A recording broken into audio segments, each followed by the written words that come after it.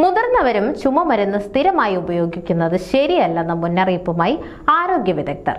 ചെറിയ ചുമയ്ക്കും കഫക്കെട്ടിനും സിറപ്പ് ഉപയോഗിക്കരുതെന്ന academy of pulmonary and critical care മെഡിസിന്റെ നിർദ്ദേശമുണ്ട്. ചുമമരുന്ന് ചുമയുടെ ലക്ഷണങ്ങൾ കുറയ്ക്കാൻ താൽക്കാലികമായി ഉപയോഗിക്കാവുന്ന മരുന്നുകളാണ്. ഇത് ഒരു രോഗത്തിന് പരിപൂർണമായ ചികിത്സ നൽകുന്നില്ല.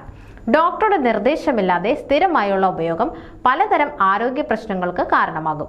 സാധാരണ ചുമയും കഫക്കെട്ടും ആവിശ്വസിച്ച് വിശ്രമിച്ചാൽ മാറുന്നതാണ്. സിറപ്പ് സ്ഥിരമായി ഉപയോഗിക്കുന്നത് പലരിലും പഞ്ചസാരയുടെ അളവ് കൂട്ടും. ആവർത്തിച്ചുള്ള ഉപയോഗം ആസക്തിക്കും കാരണമായേക്കാമെന്ന് ആരോഗ്യ വിദഗ്ധർ ഓർമ്മിപ്പിക്കുന്നു. മിക്ക ചുമ സിറപ്പുകളിലും ആന്റിഹിസ്റ്റമിനുകൾ അടങ്ങിയിട്ടുണ്ട്. ഇത് അലർജി ലക്ഷണങ്ങൾ കുറയ്ക്കുന്നതോടൊപ്പം കഠിനമായ മയക്കത്തിനും കാരണമാകും. സ്ഥിരമായി ഇവ ഉപയോഗിക്കുമ്പോൾ നിങ്ങളുടെ ദൈനംദിന കാര്യങ്ങളെ, പ്രത്യേകിച്ചും വാഹനം ഓടിക്കുക, യന്ത്രങ്ങൾ പ്രവർത്തിപ്പിക്കുക തുടങ്ങിയ കാര്യങ്ങളെ ഇത് ദോഷകരമായി ബാധിക്കും. ഇത് അപകടങ്ങൾക്ക് വഴിവെച്ചേക്കാം. ഒന്നിലധികം ചേരുവകളുള്ള സിറപ്പ് സംയുക്തം ഉപയോഗിക്കുന്നതിലും ജാഗ്രത വേണമെന്ന് ആരോഗ്യ വിദഗ്ധർ ഓർമ്മിപ്പിക്കുന്നു. കൂടുതൽ ആരോഗ്യ വാർത്തകൾക്കായി ഡോക്ടർ ലൈവ് TV സബ്സ്ക്രൈബ് ചെയ്യുക.